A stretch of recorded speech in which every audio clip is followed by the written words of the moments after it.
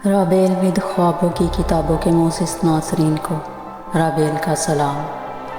شروع کرتے ہیں آج کی کہانی۔ ہو رہی ہو آج نہ جانے کیا بات ہے، کشتی بہت بھاری محسوس ہو رہی ہے۔ اس پر شہزادی کہنے لگی، تم تھکے ہوئے ہو، اس لیے ہو سکتا ہے تمہیں چپو چلانے میں دقت ہو رہی ہو۔ بہرصورت وہ سب جھیل کے کنارے پہنچے اور شہزادوں سے آئندہ رات ملنے کا وعدہ کر کے واپس چل دی۔ سپاہی بھی ان کے ساتھ ساتھ چل رہا تھا اور جس راستے سے آئے تھے اسی راستے سے لوٹ رہے تھے۔ جب شہزادیاں اپنے محل کے قریب پہنچی تو سپاہی جلدی سے بھاگ کر ان سے پہلے محل میں پہنچ گیا اور ان کے آنے سے پہلے اپنے کمرے میں آ کر مسہری پر اس طرح دراز ہو گیا جیسے ابھی نیند میں ڈوبا ہوا ہو۔ ادھر جو ہی شہزادیاں اپنے کمرے میں داخل ہوئیں، بڑی شہزادی دبے دبے قدموں کے ساتھ سپاہی کے کمرے میں گئی۔ اس نے دیکھا تو وہ سویا ہوا خراٹے لے رہا تھا۔ وہ مطمئن ہو کر پلٹ آئی اور بہنوں سے کہنے لگی، سب ٹھیک ہے۔ وہ بے وقوف اور بدقسمت سپاہی گہری نیند سویا ہوا ہے۔ اس وقت وہ سب کی سب بری طرح تھکی ہوئی تھی۔ انہوں نے جلدی جلدی جوتے اتارے اور لباس تبدیل کر کے بستروں پہ دراز ہو گئے۔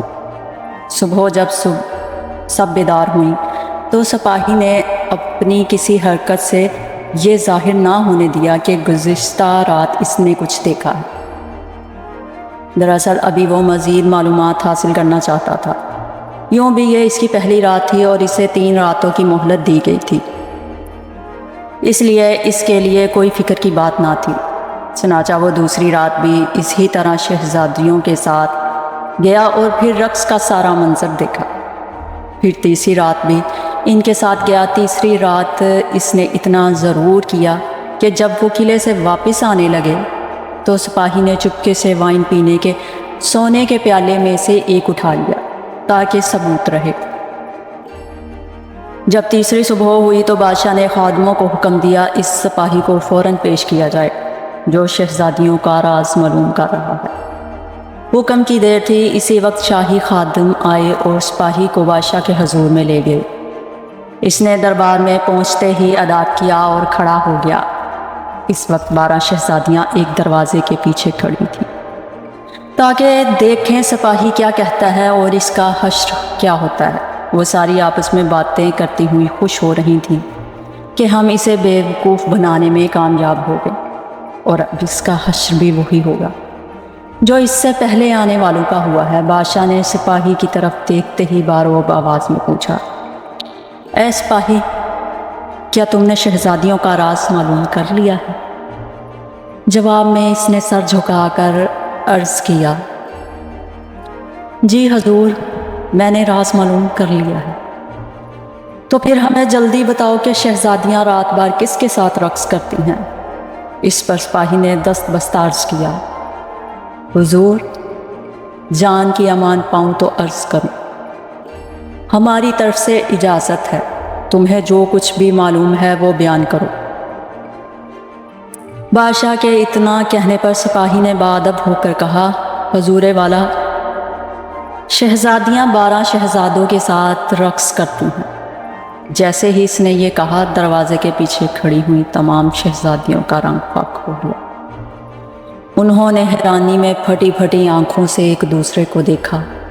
ان کی سمجھ میں نہیں آ رہا تھا کہ سپاہی کو یہ سب کچھ کیسے معلوم ہوا۔ ادھر بادشاہ بھی اس کی بات سن کر ہکا بکا ہو کے اسے دیکھ رہا تھا۔ ایک بادشاہ ہی نہیں بلکہ دربار میں موجود تمام امیر وزیر بھی تعجب سے سپاہی کی طرف دیکھ رہے تھے۔ ہمیں تفصیل سے بتاؤ اور اپنی بات کا ثبوت پیش کرو۔ بادشاہ کی آواز میں پہلے سے زیادہ رعب آ گیا تھا۔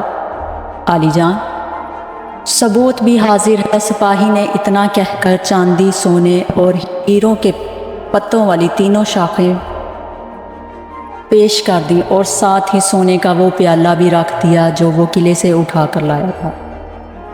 اس کے بعد اس نے شروع سے آخر تک پوری داستان بیان کی اور آخر میں کہنے لگا، حضور، میں نے آنکھوں دیکھا تمام حال بیان کر دیا ہے اور اس کا ثبوت بھی حاصل کر دیا ہے۔ سپاہی کی کہانی سن کر تھوڑی ہی دیر کے لیے تو بادشاہ کی سمجھ میں جیسے کچھ بھی نہیں آیا تھا۔ وہ حیران نظروں سے کبھی سپاہی کی طرف دیکھتا اور کبھی سامنے رکھی ہوئی درختوں کی شاخوں اور سونے کے پیالے پر نظر ڈالتا۔ چند لمحوں بعد اس نے حکم دیا تمام شہزادیوں کو پیش کیا جائے۔ شہزادیاں تو قریب ہی دروازے کی اوٹ میں کھڑی تھیں، وہ فوراً حاضر ہو گئی۔ کیا اس سپاہی نے جو کچھ کہا ہے یہ سچ ہے؟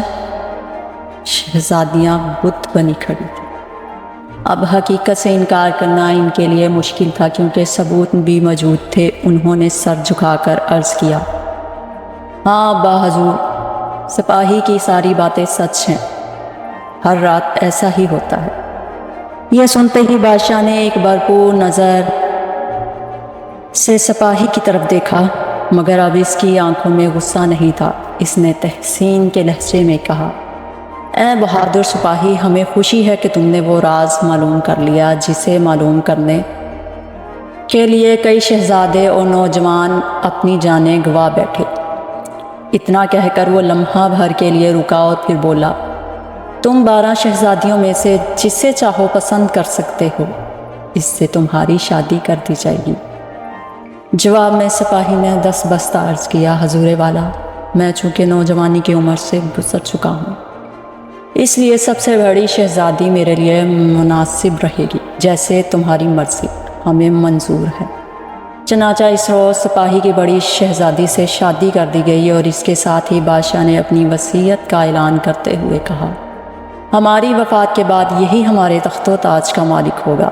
جہاں تک ان شہزادوں کا تعلق ہے جو رات کو شہزادیوں کے ساتھ رقص کیا کرتے تھے، انہیں اتنے دنوں تک کی سزا دی گئی جتنی راتوں تک وہ ان کے ساتھ رقص کرتے رہے تھے۔